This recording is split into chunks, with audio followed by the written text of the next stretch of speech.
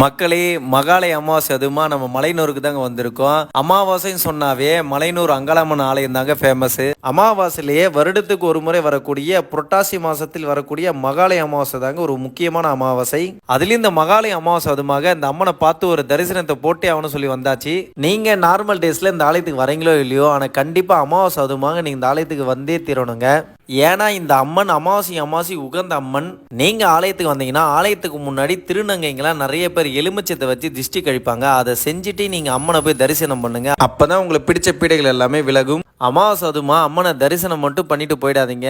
கரெக்டா 10 மணிலிருந்து 11 மணிக்குள்ள அம்மனுடைய ஊஞ்சல் தாலாட்டு இருக்குங்க. அந்த ஒரு விஷயத்தை நீங்க பாத்தீங்கன்னாவே போதுங்க. அம்மனுடைய ஊஞ்சல் தாலாட்டை நீங்க பார்க்கும்போது எலுமிச்சத்து மேல ஒரு கற்பூரத்தை ஏத்தி நீங்க மனசுல நினைச்சதை எல்லாமே வேண்டிக்குங்க. நல்லதே நடக்கும் என்றது ஒரு ஐதீகம். இந்த வீடியோ பாக்குற நீங்க மலையனூர் அங்காளம்மன் ஆலயத்துக்கு வந்தீங்களா என்றதை கமெண்ட் பண்ணுங்க. அடிக்கடி மலையனூருக்கு வர உங்க ஃப்ரெண்டுக்கு இந்த வீடியோவை ஷேர் பண்ணிடுங்க.